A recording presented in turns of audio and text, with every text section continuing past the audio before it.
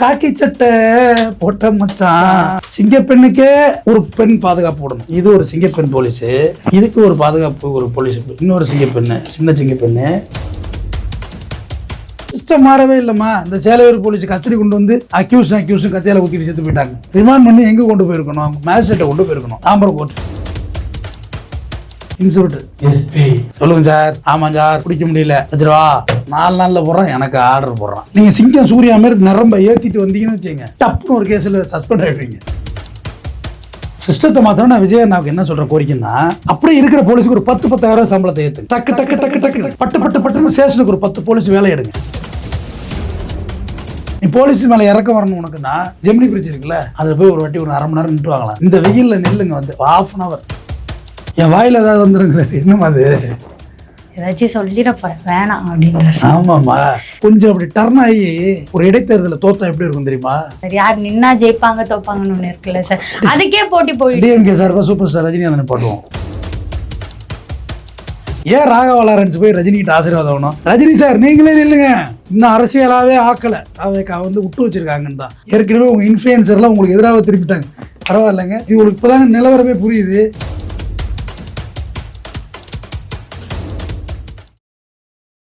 Gandhi media நேயர்களுக்கு வணக்கம். நான் உங்கள் விஜயாஸ்மின். இன்னைக்கு நம்ம கூட அட்வொகேட் RS தமிழ்வேந்தன் அவர்கள் தான் இருக்காரு. வணக்கம் சார். வணக்கம். எப்படி சார் இருக்கீங்க? நலமா இருக்கு. சிங்கப்பெண் அதிரடி படை வருதோ இல்லையோ, அதுக்கு முன்னாடி 10 ரேப் 15 கொலை இந்த மாதிரி நிறைய விஷயங்கள் போயிட்டு இருக்கு.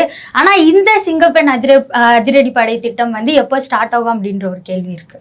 இது எப்படி இருக்குன்னா தம்பி, 5 கிலோ தக்காளி பழம் 100 ரூபாங்கிற கதையா இருக்கு. 5 ரேப் 10 ரேப் விளம்பரம் பண்றாங்க காலர்ல வண்டியில வச்சுக்கிட்டு. அந்த மாதிரி 10 ரேப் இன்னைக்கு நடந்திருக்கு திருவண்ணாமலை ரேப். தலைப்பு செய்தியா அதுதான் இன்னைக்கு நியூஸ். சிங்கப்பெண்ணுக்கே ஒரு பெண் பாதுகாப்பு விடணும். இது ஒரு சிங்கப்பெண் போலீஸ், இதுக்கு ஒரு பாதுகாப்பு ஒரு போலீஸ். இன்னொரு சிங்கப்பெண்ணு, சின்ன சிங்கப்பெண்ணு, அப்புறம் இன்னொரு குட்டி சிங்கப்பெண்ணு. இப்படி போடணும். மறுபடியும் இதுக்கு இந்த பக்கம் வரணும். இதுக்கு ஒரு குட்டி சிங்கப்பெண்ணு பாதுகாப்பு, மறுபடியும் இன்னொரு இதுக்கு ஒரு குட்டி சிங்கம். 3 சிங்கம் இருக்கணும். சிங்கம் இப்படி இருக்கணும். இப்படி தான் பாதுகாப்பு கொடுக்கும். சிங்கப்பெண்ணையே இன்ஸ்பெக்டர் பாலியல் அபியூஸ்மெண்ட் பண்ணிருக்காரு பாருங்க. நாயுடு அவனாவது கேஸோட தான் பேசிக்கிட்டு இருந்தான், நீ கேஸோடே இருந்திருக்கியான் பாருல மனோபாலா. இவர் போலீஸா வருவார், யாரு நம்ம மறைந்த விவேக் சார். காக்கி சட்டை போட்ட மச்சான் கனவு பாட்டு ஓடும், அந்த டேப் ஆஃப் பண்ணுவார். மறுபடியும் அவங்க ரிவைண்ட் பண்ணி காக்கி சட்டை போட்ட மச்சான் 2 பேரும் ரொமான்ஸ் பண்ணிட்டு இருப்பாங்க. நான் வந்தது கூட தெரியாம உனக்கு ரொமான்ஸ் பண்ணிருக்கேன் நாயுடு எங்க அப்படின்னு பார்த்தா அவர் யூனிஃபார்மோட வெளியில வருவார். மனோபாலா சார் மறைந்துட்டாருமா ஐயா, ரொம்ப நல்ல ஆர்டிஸ்ட், ஊர்காவலெல்லாம் படம் எடுத்த பெரிய திறமசாலி டைரக்டர் வேற அவர், ரஜினி வச்செல்லாம். யூ ஆர் சின்சியர் ஆஃபீஸர், நீயாவது பொறுப்பா இருக்கேன்னு பார்த்தா இன்னொரு லேடிஸோட வருவார். இவனாவது பேசிக்கிட்டு தான் இருந்தா, நீ கேஸோட எடுத்துட்டு வர்றியா பாருல. அந்த மாதிரி நான் சிங்கப்பெண்ணை போட்டு அனுப்புனா, அந்த சிங்கப்பெண்ணே நீ வந்து வரி குதிரையை அனுப்புனா அதே வரி குதிரையாக மாற்றிருக்கேன்னு சொல்லி அங்கே சஸ்பெண்ட் ஆகுது.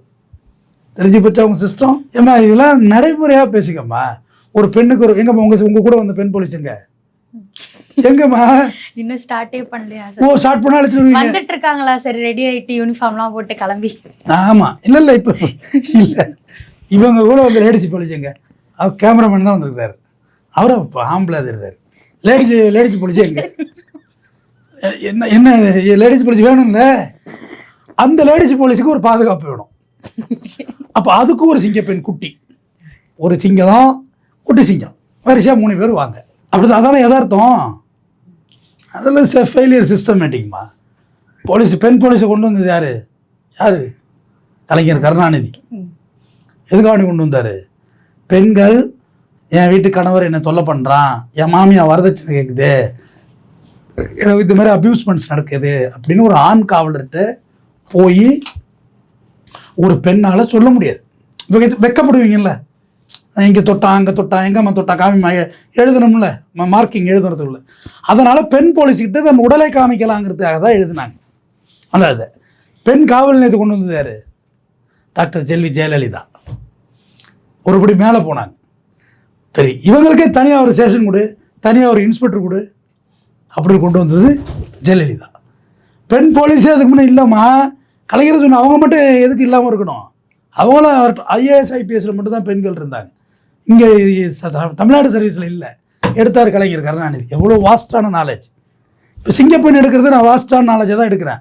பட் அது சிஸ்டமேட்டிக்குள்ளே உள்ளே கொண்டு வரக்குள்ள அவங்க எந்த மாதிரியான பணிகள் செய்வாங்கன்னு இருக்குல்ல, சட்டம் ஒழுங்கு, க்ரைமு, சைபர் க்ரைமு, லேண்டு கிராஃப்டிங் இப்படி சொல்கிறோம்லம்மா டிபார்ட்மெண்ட்டு, இது எல்லாத்தையும் பிரித்து கொண்டு வரல சிங்கப்பெண்ணு. எனக்கு சிங்கப்பெண்ணுக்கு சிக்கலானோன்னே அப்போ திட்டத்து மேலே ஒரு டவுட் வந்துடுதுல்ல. சிஸ்டம் மாறவே இல்லைம்மா. இந்த சேலையூர் போலீஸ் கஸ்டடி கொண்டு வந்து இங்கே வந்து அக்யூஸும் கத்தியால் ஊற்றிட்டு செத்து போயிட்டாங்க. கஸ்டடி ரிமாண்ட் பண்ணி எங்கே கொண்டு போயிருக்கணும்? மேஜிஸ்ட்ரேட்டை கொண்டு போயிருக்கணும், தாம்பரம் கோர்ட்டுக்கு. இங்கே கொண்டாந்து வச்சுருந்துருக்காங்க. ஜாலியாக இருக்காங்க, கேஷுவலாக இருக்காங்க, யாரும் கண்ட்ரோல் பண்ணுறதுக்கு ஒன்றுமே இல்லை. உங்களுக்கு ஒரு ஆர்டர் வேணும் இல்லை, பயம் வேணும் இல்லைம்மா. ஏமா சிஎமுக்கு முன்னாடியும் பின்னாடி கான்வாய் போகிறதுனால உங்களுக்கு மதிச்சிட்டாங்கன்னு அர்த்தம் கிடையாது. மக்கள் சிஸ்டத்தை வந்து நீங்கள் சரி பண்ணுறதுக்கு வந்து இன்னைக்கு தான் டிஜிபி பதவி இருக்கிறாரு. இனிமேல் ஒரு எல்லாத்துக்கும் ஆர்டர் போடணும். டிஜிபியை நீங்கள் வந்து அழுத்தம் கொடுக்கக்கூடாது. நீங்கள் சிஸ்டம் ஃப்ரீயாக செயல்படுங்கன்னு சொல்லணும். ஃப்ரீயாக செயல்பட விட்டிங்கன்னா சாத்தாங்குளம் பெண்ணி சேராஜ் மாரி லாக்அப்டை தாக்குவாங்க. ஃப்ரீயாக விட்டாலும் சிக்கல். அது பயங்கரமான ஒரு காம்ப்ளிகேட்டான ஒரு சிஸ்டம், போலீஸ் சிஸ்டம் தெரிஞ்சுக்கமா. கமிஷனரு, ஒரு எஸ்பி ஒருக்காக இவர் வந்து டெம்பரரியாக இருக்கிறாரு. இந்த எஸ்பின்னு வச்சுங்களேன், 4 நாளில் ட்ரான்ஸ்ஃபர் ஆகிடுவார்னு. இன்ஸ்பெக்டர் எஸ்பி சொல்லுங்கள் சார். ஆமாம் சார், பிடிக்க முடியல வச்சிருவா. 4 நாளில் போடுறான், எனக்கு ஆர்டர் போடுறான். இவன் பதவியே இப்போங்குது, இவன் எனக்கு ஆர்டர் போடுறான். இப்படி இருக்கும் அந்த சிஸ்டம். நீங்கள் சிங்கம் சூர்யா மாதிரி நிரம்ப ஏற்றிட்டு வந்தீங்கன்னு வச்சுங்க, டப்புன்னு ஒரு கேஸில் சஸ்பெண்ட் ஆகிடுவீங்க. ஆகிருக்கிறாங்க எனக்கு தெரிஞ்ச நண்பர்களே. இவருக்கு தெரியும் யாரை சொல்கிறேன்னு. நெருங்கிய நண்பர்களே ஆகிருக்கிறாங்க, என்னோட போலீஸ் ஃப்ரெண்ட்ஸே. பல முறை சொல்லியிருக்கேன், டேய் உங்கள் சிஸ்டம் அப்படி கிடையாதுடா. எங்களுக்கு ஒரு பிரச்சனை வச்சுங்க, எங்களுக்கு பார் கவுன்சில் இருக்குது, அப்படியே ரோட்டை கட்டி மறைச்சி கட்டி நிற்கிறது. தமிழ்நாடு முழுவதும் ஸ்ட்ரைக் அடிப்பாங்க அட்வொகேட்ஸு. இதுக்காக வேண்டிய அட்வொகேட்ஸை கை வைக்க மாட்டாங்க, ப்ராப்ளம். அடுத்தது நாங்கள் ஒரு பாரில் இருக்கோம் மெம்பராக, அந்த பாருக்கு எங்களுக்கு கண்டெம்ட் பண்ணோம் யார் என்ன பண்ணீங்கன்னு. இந்த சிஸ்டம் போலீஸில் கிடையாதுமா. சங்கம் இல்லாத ஒரு system police system. IAS IPS சங்கம் வச்சுருக்காங்க, டிஎஸ்பி சங்கம் வச்சுருக்காங்க, அசிஸ்டன்ட் கமிஷனர் சங்கம் இருக்குது. ஆனால் இன்ஸ்பெக்டருக்கெல்லாம் ஒன்றுமே கிடையாது. சிஸ்டத்தை மாத்திரம் நான் விஜய் அண்ணாவுக்கு என்ன சொல்கிறேன் கோரிக்கைன்னா, அப்படியே இருக்கிற போலீஸுக்கு ஒரு 10,000 சம்பளத்தை ஏற்றுங்க. இப்போ 33,000 பேசி வாங்குறாங்களா, 44,000 ஆக்குங்க. டக்குன்னு பட்டுன்னு ஸ்டேஷனுக்கு ஒரு 10 போலீஸ் வேலை எடுங்க. நிறைய வேலை வாய்ப்பு இல்லாமல் இளைஞர்கள் இருக்கிறாங்கல்லம்மா. பிஇ முடிச்சுட்டு நீங்கள் என்ன படிச்சிருக்கீங்க? படிச்சு பிஇ முடிச்சுட்டு ஆங்கரிங் பண்ணிட்டு இருக்காங்க. டக்குன்னு வேலைக்கு எடுங்க. எடுத்துட்டு ஒரு வாரத்துக்கு ஒரு நாள் லீவு கொடுங்க உங்களுக்கு. அதுவும் நான் போட்ட வழக்கு தான், வாரம் ஒரு முறை விடுமுறை கொடுக்கணும். அது ஓலை வடிவில் தான் இருக்குது. நான் போலீஸுக்கு ரொம்ப ஃபேவரிசமாக உள்ளாலுமா, பாவமாக அவங்க ரொம்ப பரிதாபம். நீ போலீஸ் மேலே இறக்கம் வரணும் உனக்குன்னா, ஜெமினி பிரிட்ஜ் இருக்குல்ல, அதில் போய் ஒரு வாட்டி ஒரு 1/2 மணி நேரம் நின்று வாங்கலாம். இப்போ வாங்க, இந்த வெயிலில் நெல்லுங்க வந்து 1/2 hour நிற்கணும். அது அந்த கூண்டு, அது யார் சரணாசூர் அடிச்சு கொடுத்த கூண்டு, அது டிபார்ட்மெண்ட் அடிச்சு கொடுக்கல. மழையாக இருந்தாலும் ஓட முடியாது, வெயிலாக இருந்தாலும் ஓட முடியாது. ஒன்றுக்கு வந்தால் எங்கே போவார் அந்த போலீஸ்காரரு? அங்கனே போனால் நீ போட்டால் பிடிச்சி போட்டுருவேன். பாருங்க, காவல்துறை கஷ்டமான ஒரு துறை. என் கீழே வந்து பேஞ்சிட்டு போகணும், அதுக்குள்ளே ஒரு மினிஸ்டர் வந்துடுவாங்க, காவலுக்கு ஆள் இல்லைம்பாங்க. அமெரிக்க தூதரத்துக்கு என்ன பாதுகாப்பு? இப்போ என்ன பண்ண போகிறாங்க? உன்னைய நீ தான் ஒரு முறை பாம்பு போட்டுக்கிட்டு இருக்கா, உடனே என்ன பண்ண போகிறாங்க? அதுக்கு என்ன பாதுகாப்பு? இல்லை தூக்கு வேறு இடத்துக்கு, தரையில் கொண்டு போய் ஜெமினி பிரிச்சுட்டு வச்சுருக்க வேறு இடத்த கொண்டு வைங்க, அவுட்டோரில் கொண்டு வைங்க, செங்கல்பட்டில் வைங்க. உங்களை யார் கேட்டா? அதில் போய் ஒரு 1/2 hour 2 டியூட்டி பாருங்களேன். மந்திரி வருவார் சாயந்தரம், காலையிலேருந்து நிற்கணும், காலை கிட்டக்க வெயில்ல, வெந்நீருக்கு முடியாது, மூத்திரம் இடம் இருக்காது. சிஸ்டத்தை மாற்றுறது, அதை மாற்றுங்க. அதுதான் மாற்றம் இங்கே தேவை. சம்பளத்தை அதிகப்படுத்துங்க, அதுக்கு பிறகு லஞ்சம் வேணால் சஸ்பெண்ட் பண்ணுங்கள், டிஸ்மிஸ் பண்ணுங்கள். நீங்கள் எதுவுமே இல்லாமல் என்ன தான் செய்வாங்க அவங்களும். அந்த யூனிஃபார்மில் இருந்த ட்ரெஸ் கோடு மாற்றுங்க. இது கதர் மாதிரி ட்ரெஸ் கோடு மாற்றுங்க. அந்த யூனிஃபார்ம் ட்ரையான யூனிஃபார்மாக இருக்குல்ல, அது ஒரு கொஞ்சம் மெல்லிசான யூனிஃபார்மாக கொடுங்க, கன்வீனியண்ட்டாக கொடுங்க ட்ரெஸ்ஸு. இல்லை வெள்ளைக்காரன் கொடுத்த ஷூஸ் தான் அதெல்லாம், அந்த ஹார்டாக இருக்கும் அந்த ஷூஸ் எல்லாம், காஸ்ட்லியாகலாம் இருக்காது. அந்த யூனிஃபார்ம்லாம் மாற்றணும். கேப் சிஸ்டம் மாற்றுங்க, டியூட்டி டைம் மாற்றுங்க. காலையில் 10 மணிக்கு வந்தால் சாயந்தரம் 5 மணி ரிலீவ் பண்ணுங்கள். 5 மணிக்கு வர்றால காலைல ரிலீவ் பண்ணுங்கள். அடுத்த நாள் வேலையை கூப்பிடாதீங்க, அவர் ஓய்வு எடுக்க விடுங்க. உடல் ஆரோக்கியம் எல்லாம் போயிடுது, எக்ஸசைஸ் பண்ண வைங்க, குடும்பத்தோட ஸ்பெண்ட் பண்ண வைங்க. அதுதான் சிஸ்டம் மாற்றுறது. நீங்கள் சிங்கப்பெண் எடுக்கிறேன், அதிரடி படம் எடுக்கிறத சும்மா தண்டம். அதெல்லாம் இன்னும் நீங்க சொன்னது எல்லாமே அதுல இன்னும் எக்ஸ்ட்ராவா ஆட் ஆகுற மாதிரி தான் இருக்கு. சிங்கப்பெண் சொல்ல போது எல்லா இடத்துலயும் இருக்கிற மாதிரியான, அதுவும் பெண்களை குறிப்பா பெண்கள் மட்டுமே இருக்கிற மாதிரியான ஒரு விஷயம், அது எப்படி அவங்க தடுப்பாங்க அப்படின்னு இருக்குல்ல. அதான் எக்ஸ்ட்ரா ஆட் ஆகுது. தேட்டரில் போனால் பாப்கார்ன் வித் ஆடு வித் ஒரு கோகோ கோலான்னு சொல்கிற மாதிரி சொல்லிட்டு இருக்கு. எக்ஸ்ட்ரா வேறு ஆடு பண்ணுறாங்களோ பப்ஸோட. ஏமா எல்லாம் சிஸ்டமே மாற்றணுமா? அடிப்படையே குழப்படியாக கிடக்குங்க. எல்லாம் பிரிட்டிஷ் காலத்து ரூலை வச்சு இந்த போலீஸ்காரவங்கள ஒரு ஏவல் துறையாகவே வச்சுக்கணும்னு நீங்கள் ஆசைப்படுறீங்க. நாலு தப்பான கருத்து யூடியூப் பேசுகிற அவனை யூடியூபர் மேலே வழக்க போடு. அவங்கள குறையே சொல்லக்கூடாதா? நீங்கள் தேவ தூதர்களா? அரசியலமைப்பு சட்டப்படி நடப்பன்னு சொல்லியிருக்காருல்லம்மா. அரசியலமைப்பு சட்டப்படி கருத்து சொல்லதான் செய்வாங்க. கருத்து சுதந்திரம் இருக்கு. அப்படி பார்த்தா தமிழக முதல்வர் மேலதான் வழக்கு போடணும். என் கவர்ச்சியை பார்த்து ஓட்டு போட்டீங்களாங்கிறாரு அவர். ஓட்டு போட்டாங்கிறாரு. என் வாயில ஏதாவது வந்துருங்கிறாரு. இன்னும் அது ஏதாச்சும் சொல்லிட போறேன் வேணாம் அப்படின்றாரு. ஆமாம்மா, அப்படிலாம் பேசாதீங்க. விஜய் சார் நீங்க ஒரு 8 கோடி பேரோட ரெப்ரஸன்டேட்டிவ் நீங்க. அந்த சந்தானம் தான் ஒரு படத்துல சொல்லுவாரு, என்னையா பெரிய இடத்து பசங்கள்ட்ட தகராறு பெரிய சார், லைசன்ஸ் எல்லாம் வச்சிடல சார். இப்போ லைசன்ஸ் எல்லாம் வச்சிடலன்னா பெரிய இடத்து பசங்க அந்த போலீஸ்கார் மகாநதி சங்கர் எங்க இருக்கான்னு பாரு அப்படின்னு. இது டீக்கல்ல தாங்க இருக்கா. இப்படி உட்கார வச்சிருப்ப பையில கொண்டு போய் அப்படியே வாயில வந்துடும் அப்புறம் அப்படின்னு சந்தானம் சொல்லுவாரு. அதை சொல்றாருமா இவரு. அது படத்துல காட்சியை வச்சது அதுவுமே கண்டெம்ட் தான். அதுவுமே இப்படி ஒரு போலீஸ்கார்ட்ட வந்து அது மாதிரி பேசுவீங்களா? அதை விடுத்துவிட்டு இவர் பொது இடத்துல வந்து நன்றி சொல்லு முதல்வர் ஐயா. நீங்க ஒரு சிஎம் 8 கோடி பேரோட ரெப்ரஸன்டேட்டிவ் சார். நீங்க தான் சொல்றீங்க 8 கோடி பேரோட ரெப்ரஸன்டேட்டிவ்னு சொல்றீங்க. ஆனா அவர் என்ன சொல்றாரு, ஓட்டு போட்டதான் போட்டீங்க, இன்னும் கொஞ்சம் எக்ஸ்ட்ராவா போட்டுருந்தா இந்த பிரச்சனை எனக்கு தேவையில்லை வந்திருக்காது. இல்ல இந்த அல்லு சில்லு கட்சினாரு யாரும் சொல்றாரு? விசிகாவையா, கம்யூனிஸ்டையா, இல்ல யாரும் சொன்னாருன்னா இந்த அல்லு சில்லு பிரச்சனை எல்லாம் எனக்கு இருந்திருக்காதுங்கிறாரு. எடப்பாடியை சொல்றாரா? இல்ல இதெல்லாம் என்ன பேச்சு? அல்லு சில்லு அந்த சினிமா மேலே சொல்றாரு. தூர சக்தி ஆயிட்டான். இந்த எதுக்கு மூணு பேசுறது வெண்பாவா? நீங்க என்ன கவிஞரா ரைமிங் கூட பேசுறதுக்கு?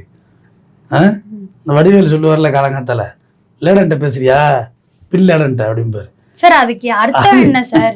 தூர சக்தி தீர்ந்து போன சக்தி தெரியலமா. அவர் தான் கேட்கணும். இல்ல இது என்ன பேச்சுன்னு கேட்குறேன். ஒரு கண்ணியமிக்க முதல்வர் அந்த இடத்துல இடைத்தேர்தலை சந்திக்க பாருங்க. நீங்க மக்களை ரொம்ப தரக்குறைவா இட போடுறீங்க. ரொம்ப ரொம்ப கேவலமா நினைக்கிறீங்க. ஃபர்ஸ்ட் விக்ரமான்ல இருந்த கூட்டம் கரூர் ஸ்டாம்ப் எடுத்த பிறகு திருச்சியில இருந்ததா? அதுல ஒரு 3-4 தாவேக்கா தம்பிகளுங்க. இன்னும் தற்குறிகள்னு சொன்னீங்கன்னா கடுப்பாயிடுவீங்க. மனசுல அதான் நினைச்சீங்க. அப்படி நினைக்காதீங்க, தவறு.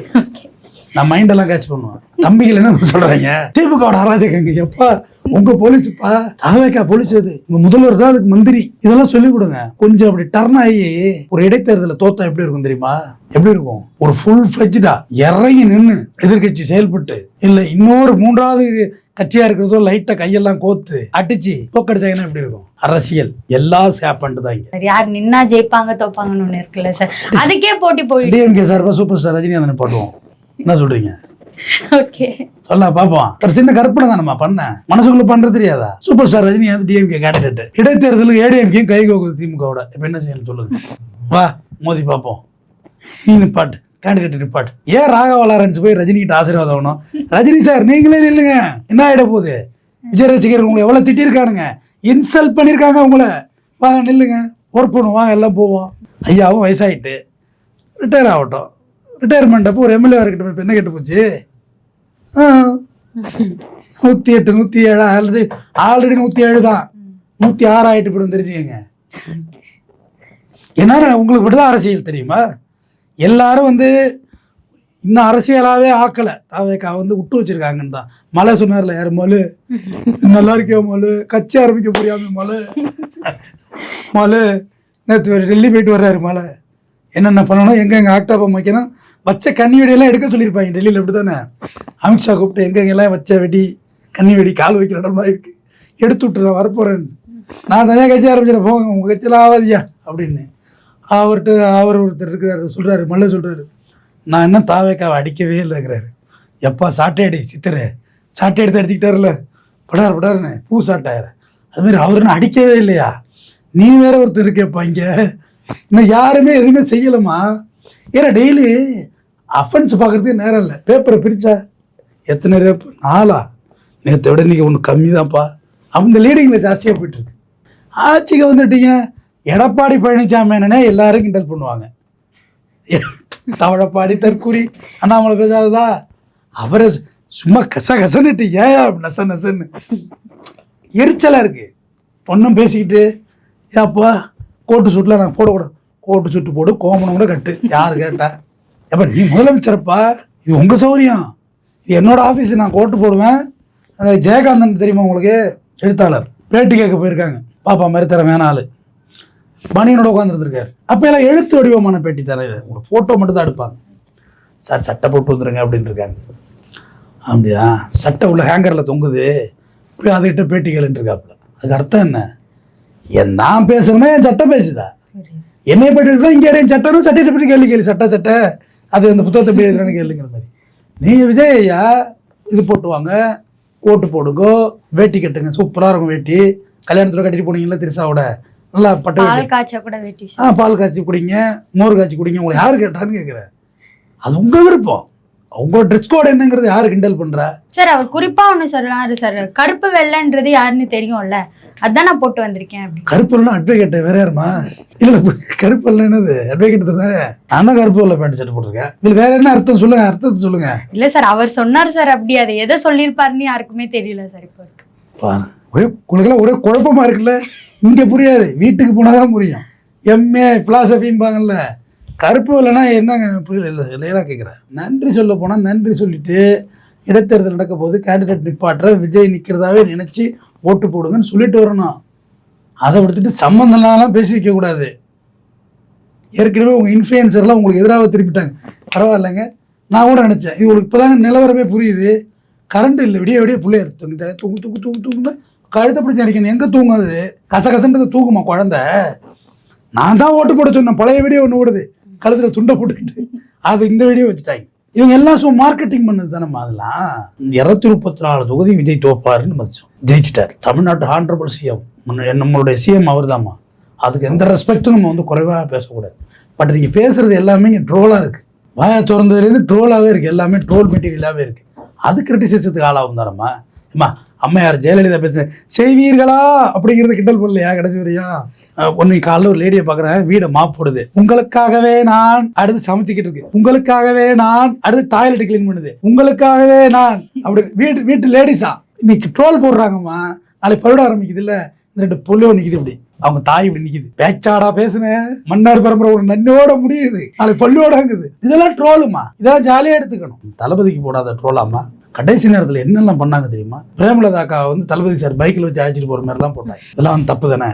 தப்பு இல்லை. ட்ரோலில் ஒரு லிமிட் இருக்கு, ஒரு ஏஜுக்குன்னு ஒரு மரியாதை இருக்கு. அதுக்கு எல்லாமே எதிர்வினை இன்னும் யாருமே ஆற்றலை. ஆனால் எதிர்வினை ஆற்றுவார்கள். திமுக ஆளுங்கட்சியாக இருப்பதை விட எதிர்கட்சியாக பம்பரமாக சுழலும். அவர்கள் சாட்டையை உங்களால் தாங்கவே முடியாது. சாட்டை நம்ம துரைமுருகன் என் கவர்ச்சியை பார்த்து, கவர்ச்சினா நீங்க சகிலா வாங்குறாரு. எவ்வளவு ஒரு ஷார்ப்பா ஒரு வார்த்தையில இருந்து ஒரு அர்த்தம் வருது பார்த்தீங்களா? அப்படி சொல்லக்கூடாதுமா. சமுதாயம் சார்ந்த நிறைய விஷயங்களை பகிர்ந்ததுக்கு நன்றி.